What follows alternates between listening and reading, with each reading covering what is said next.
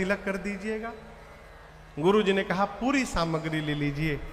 अभिषेक की सामग्री लिए, रथ पर गुरुदेव भगवान को बिठाएं, पालकी पर माताओं को बिठाएं, अयोध्यावासी अपने अपने वाहन पर बैठे और पूरे समाज को लेकर भैया भरत चले चित्रकूट हो रामा, राम को मनाने भरत चले चित्रकूट हो रामा,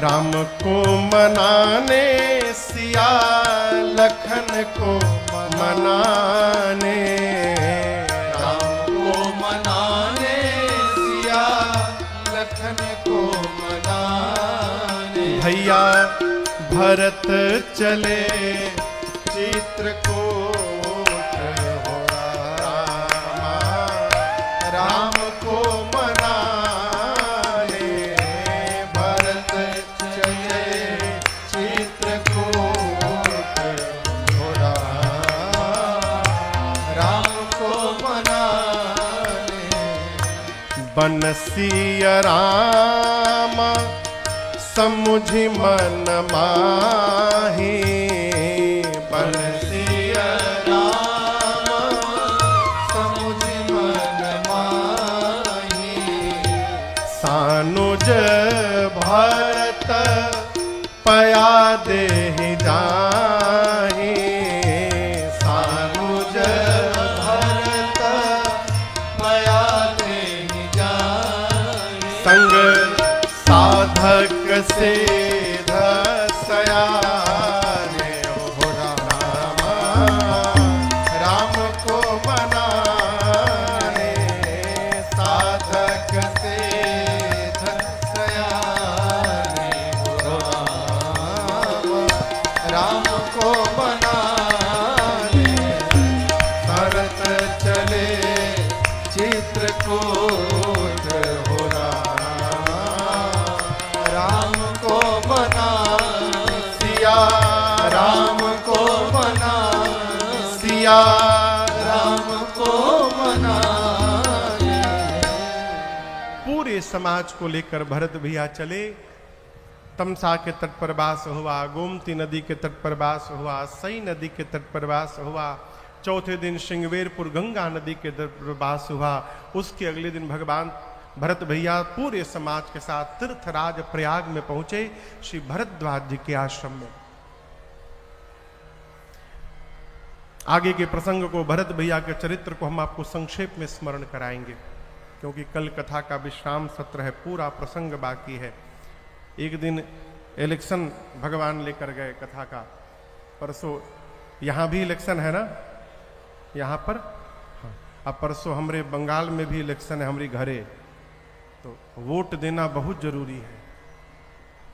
आप लोगों से मेरी प्रार्थना, परसों वोट अवश्य दीजिएगा।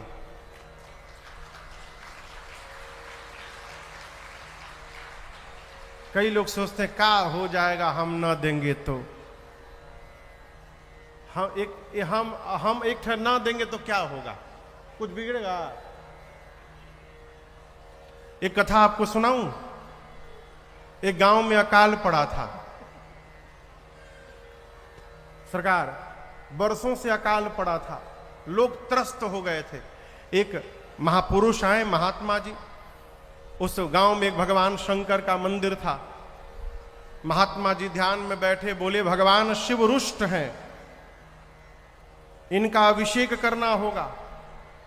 अब बहुत लंबा अभिषेक करना होगा, वो भी दूध से। 1000 लीटर दूध चाहिए। गांव के लोग बोले सरकार पूरे गांव के घर से लोग अपन अपन सवेरे का दूध एक दिन का निकाल देंगे, दूध की व्यवस्था हो जाएगी। तो हुआ कि इतना दूध रखा कहां जाएगा।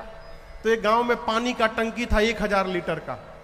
तो हुआ कि भाई उस दिन पानी निकाल दिया जाएगा टंकी में से, और सब लोग अपने अपने घर से बाल्टी में दूध लाएंगे और उसी टंकी में दूध भर देंगे। उस गांव में एक चतुर आदमी थे, ज्यादा बुद्धिमान, सोचे सब लोग तो दूध देबे करेंगे, हम एक बाल्टी पानी डाल देंगे तो किसी को पता थोड़ी चलेगा।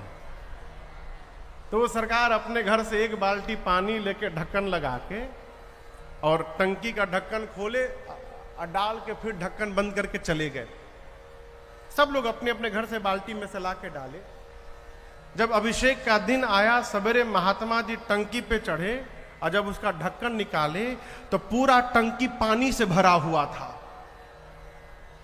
उसमें एक बूंद दूध नहीं था। क्यों? पूरा गांव यही सोच लिया था कि जब सब तो दूध डलबे करेंगे, हम पानी डालेंगे तो क्या बिगड़ जाएगा, और दूध कोई नहीं डाला। उसी प्रकार आप सोच लीजिए कि, और इस चरित्र को थोड़ा विस्तार से हम सुनाने का प्रयास करेंगे। लेकिन क्या कहें, मिथिला में आने के बाद न सरकार, सीताराम विवाह महोत्सव का प्रसंग ऐसा पकड़त है यहां पर कि कथा में 4-5 दिन 6 दिन तो उसी में निकल जाता है? लेकिन तब भी आप आगे की कथाओं में YouTube के माध्यम से इस प्रसंग को श्रवण कर सकते हैं। भरत भी आप पूरे समाज के साथ चित्रकूट में भगवान के पास पहुंचे। चित्रकूट में 5 सभाएं बैठी, क्या निर्णय लिया जाए। बीच में मिथिला से श्री जनक जी महाराज भी पूरे समाज को लेकर चले गए। कौशल्या मैया सुनैना मैया जब रात्रि में मिले तो कौशल्या जी ने सुनैना जी से एक बात कही थी कि बहन, श्री जनक जी से कहिएगा कि महाराज ऐसा कुछ करें कि राम लक्ष्मण को छोड़ के भरत को साथ में रख ले, क्योंकि मुझे राम की चिंता नहीं है, मोरे सोच भरत कर भारी।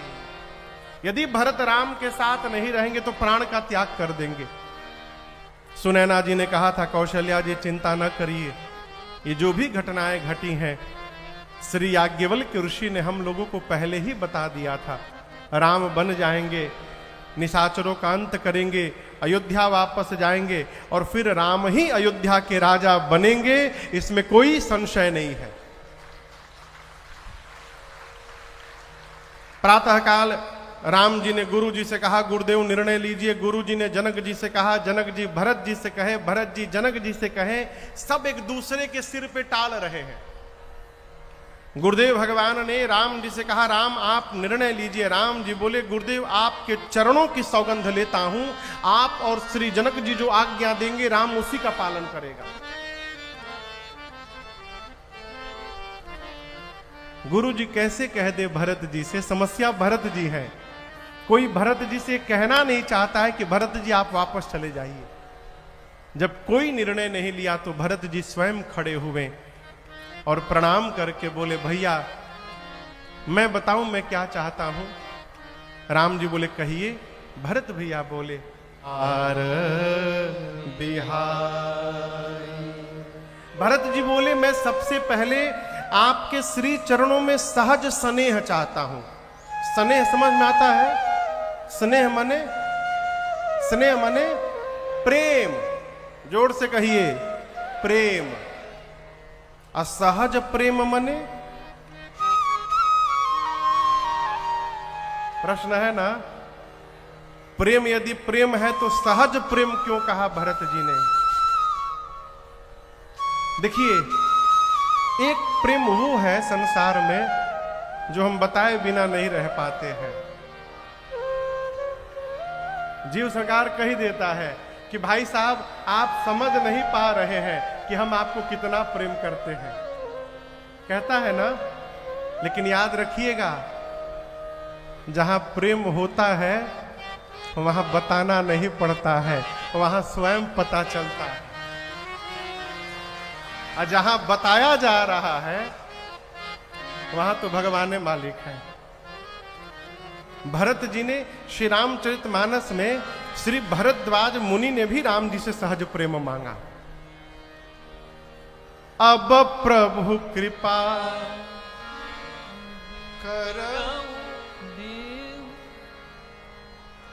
अब करी कृपा देहु बर एहो निज पद सरसिज सहज स्नेह।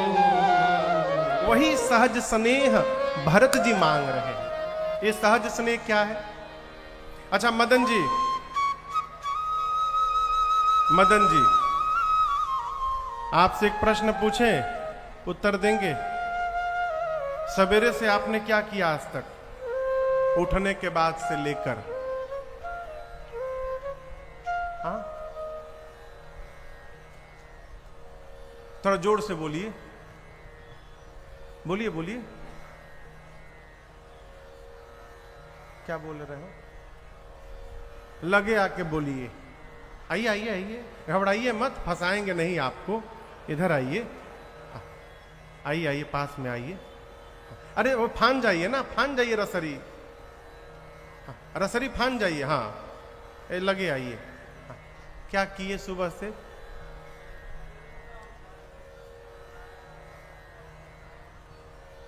सुबह नहाए हैं, खाना खाए हैं? अच्छा, ब्रश नहीं किए क्या सुबह? किए थे, बताए नहीं आप। ब्रश किए हैं ना? तब ठीक है, बैठ जाइए। आप किसी से भी पूछिए कि आप सुबह से क्या गए थे, क्या किए हैं। हम उठे, वहां गए, आए, ऐसा किए, कोई नहीं बोलेगा कि हम उठे, उठने के बाद ऐसे ऐसे किए, फिर गर्म पानी लेके पिए, फिर बिस्तर से उतरे, बाथरूम में जाके अपने हाथ से कल घुमाए, पानी लेके आंख में छोपा मारे, कोई नहीं बोलेगा। क्यों? ये सब कार्य हम नित्य करते हैं। ये सभी कार्य हमारे जीवन के सहज व्यवहार है। सहज व्यवहार वो है जो हम करते रहते हैं, हमको पता नहीं चलता है, ये सहज व्यवहार है। हम श्वास लेते हैं, सांस ले रहे हैं ना। हमारे गांव में एक दादी मैया थी, वो जब झगड़ा करती थी सरकार के उसे, तो नकली दांत पहनती थी, ऊपर का दो, नीचे का दोनों सेट था। जब किसी से लड़ाई करना होता था तो दोनों दांत हाथ में निकाल के फिर लड़ाई करती थी। हम पूछते थे, दादी दांत निकाल के काहे लड़ती हो? बोले पागल हो, जोर जोर से बोलना है, कहीं दतवे फेंका जाओ तब का हो। कहो, आदमी लड़ता है, आदमी सोता है, खाता है, चलता है। अच्छा ये बताइए, आप में से कोई रात को सोने से पहले सोचता है कि भाई सो जाएंगे तो सांस कैसे लेंगे? कोई सोता है, सोचता है? नहीं। हम लड़ते हैं, खाते हैं, सोते हैं, चलते हैं, गाते हैं, श्वास लेते रहते हैं, हमको पता नहीं चलता। ये श्वास लेना सहज व्यवहार है। उसी प्रकार भरत जी कहते हैं, प्रभु मैं आपको प्रेम करता रहूं और मुझे पता भी ना चले कि प्रेम हो रहा है। ये सहज प्रेम चाहिए, ये सहज प्रेम चाहिए। क्यों? पता चल जाने के बाद अभिमान हो जाता है। पता जब चल जाता है कि हम प्रेम करते हैं इनको, हमको छोड़ के कौन प्रेम करता है? कौन पूछता है आपको हमको छोड़ के? यही अभिमान है। भरत जी कहते, प्रभु सहज स्नेह, दूसरा स्वामी सेवकाई। आपकी सेवा चाहिए, लेकिन सेवा कैसे चाहिए? कई लोग सेवा करते हैं, बदले में मेवा चाहते हैं। मेवा का अर्थ उनका कोई काम होगा तो गोड़ दबाने आ जाएंगे। साल भर दिखाई नहीं पड़ेंगे, जहां कोनो काम पकड़ाया, गुरुजी गुरुजी भी समझ जाते हैं जरूर कोनो काम बा, तबे चलवा आइल भाई जा। हम आप लोग को नहीं कह रहे। राम भरत जी कहते, प्रभु सेवा करना है। कैसे करना है? स्वार्थ छल फल चारे बिहाई। सेवा के बदले कोई स्वार्थ नहीं है, कोई छल नहीं है, और चार फल भी नहीं चाहिए। न अर्थ चाहिए, न धर्म चाहिए, न काम चाहिए, न मुझे मोक्ष चाहिए, मुझे कुछ नहीं चाहिए प्रभु, केवल आपकी सेवा करनी है बस। राम जी बोले, कौन सी सेवा करनी है? ये बड़ा अद्भुत प्रश्न है। कौन सी सेवा करनी है?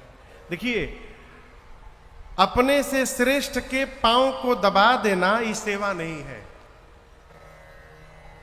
सिर में रात को तेल ठोक देना ये सेवा नहीं है, हो ये आपका कर्तव्य है। फिर सेवा क्या है महाराज? जीवन में श्रेष्ठ की आज्ञा का पालन करते रहना, ये श्रेष्ठ के प्रति सबसे बड़ी सेवा है। अच्छा आप बताओ, बाबूजी का रोज 2 घंटा पांव दबाएं, अब बात एक को न माने। कई लोग ऐसे भी होते हैं, पांव खूब दबाते हैं, बात एक को नहीं मानते हैं। ये पांव दबाने का क्या मतलब है?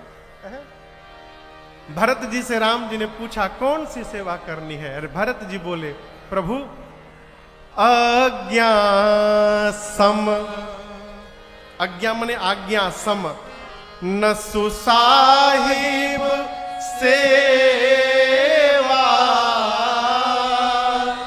सो प्रसाद जन पावे देवा, पावे देवा। प्रभु श्रेष्ठ की आज्ञा का पालन करना, इससे बड़ी कोई सेवा नहीं होती। ये जन वही सेवा चाहता है। प्रभु मैं चाहता हूं आप अपने मुख से आज्ञा दीजिए मुझे क्या करना है। राम जी ने भरत भैया को अपने बगल में बिठाया, थोड़ा दुलार किया और कहा, भरत जी जाना हूं तात तरनिकुल रीति, सत्य संध पितु कीरति प्रिय। राम जी बोले भरत भैया से, भरत जी आप इस तरनी कुल, तरनी माने सूर्य, सूर्य कुल यानी रघुकुल की रीति को जानते हैं। भरत जी आप लोग रघुकुल की रीति को जानते हैं? रघुकुल रीति सदा चलिया, प्राण जाई बरु वचन जाई। राम जी बोले भरत जी आप इस रघुकुल की रीति को जानते हैं, आप पिताजी के कीर्ति को जानते हैं, प्रीति को जानते हैं। एक बात कहूं भरत, यदि सूर्य के अस्त होने का समय संध्या को 6 बजे है और दिन में 3 बजे ही सूर्य अस्त हो जाए, तो कहिए ना संसार में किसको कष्ट नहीं होगा। ठीक ऐसा ही उत्पात विधाता ने हमारे घर में कर दिया। समय से पहले पूज्य पिताजी चले गए, लेकिन भरत जी आप अपने को अनाथ न मानिएगा। दर्शन करिए, पिता के रूप में श्री जनक जी महाराज विराजमान हैं और भगवान के रूप में साक्षात गुरुदेव भगवान बैठे हुए हैं। अभी हम लोग अनाथ नहीं हुए हैं भरत जी। मैं तो यही कहना चाहता हूं भरत जी कि आप अपने धर्म का पालन करिए और अपने भैया से उनके धर्म का पालन करा दीजिए। सो तुम करहु करावहु मोह, तात तरनि कुल पालक होहु। भरत जी बोले प्रभु मेरे जीवन में एक ही धर्म है, एक ही धर्म एक व्रत नेमा, एक ही धर्म है, आगे वाला नहीं बोलना। क्या? जीवन की आखिरी श्वास तक अपने प्रभु की आज्ञा का पालन करते रहना है। इसके अलावा मेरे लिए दूसरा कोई धर्म नहीं है, आप आज्ञा करिए। अब रघुनाथ जी समझ गए कि मुझे ही कहना पड़ेगा, तो प्रभु ने कहा ठीक है भरत जी, आप चाहते हैं कि मैं कहूं तो मैं कह देता हूं। चलिए आज हम और आप दोनों भाई मिलकर अपने घर में बंटवारा कर लेते हैं। ये बंटवारा शब्द सुनते भरत जी कांप उठे, कहे प्रभु आप मेरे से बंटवारा करेंगे नाथ? अयोध्या की संपत्ति आप छोड़कर आए, उस संपत्ति को मैं भी छोड़कर आया हूं। राम जी बोले भाई बंटवारा तो करेंगे परंतु संपत्ति का नहीं करेंगे। हम दोनों भाई आज अपने घर की विपत्ति का बंटवारा करेंगे, हम लोग विपत्ति बांटेंगे भाई। बाटिय विपत्ति सबहि मोहि भाई, तुम ही अवधि भरी बड़ी कठिनाई। राम जी बोले हम लोग विपत्ति बांटेंगे, और मेरी आपसे प्रार्थना है हाथ जोड़ करके, यदि भाई से बंटवारा करना है माई बाप, तो संपत्ति में बंटवारा करने से